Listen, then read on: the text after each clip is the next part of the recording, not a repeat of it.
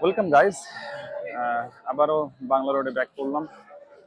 বাংলা রোডে আজকে সবকিছু বন্ধ থাকার পরেও লোকজন এখন একটু হাঁটাচলা করতেছে, যেটা স্বাস্থ্যের জন্য খুবই ভালো। আজকে হয়তোবা লোকজন মানে কোনো কিছু পাবে না, হয়তোবা অনেকে রেস্তোরাঁয় বসবে, অনেকে স্ট্রিট গান করবে। এই যে গানের জন্য প্রিপারেশন নিচ্ছে, অনেকে গান করবে।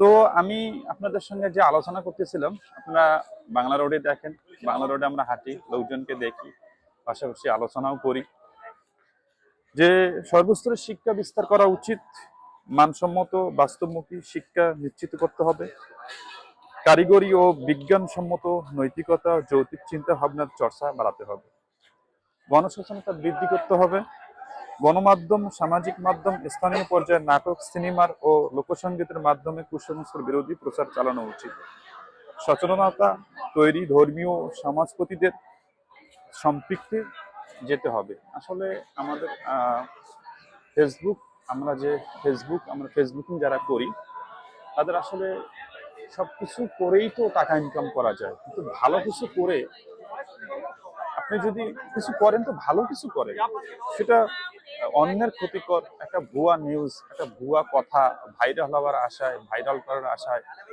আপনি নিজেও জানেন না যে আজকের রাতটা আপনি যে নিউজটা দিয়ে আপনি ভাইরাল করলেন, সেই নিউজটা যদি মিথ্যা হয়ে যায়, আপনি কালকে যদি মারা যান, তাহলে এটা প্রমাণ করার জন্য আপনাকে জাহান্নামে যেতে হবে। বিকজ আল গীবত আসাদ্দু মিনাল জিনা। গীবতটা এমন একটা জিনিস যে আপনি আপনার ভাইয়ের মাংস খেলেন। আর গীবত এমন একটা ব্যাপার, আপনি যার গীবত করলেন তার কাছে যদি ক্ষমা না চান, আপনি সারা জীবন নামাজ পড়েও, কাবা ঘর চেটে খেলেও আপনার ক্ষমা অসম্ভব ব্যাপার। তো এই জিনিসগুলো আপনাকে অবশ্যই খেয়াল রাখতে হবে। কোনো কিছু মানে কোনো কিছু স্বার্থের জন্য কাউকে অপবাদ দেওয়া, কোনো মিথ্যা কিছু প্রচার করা থেকে বিরত থাকা উচিত আমাদেরকে।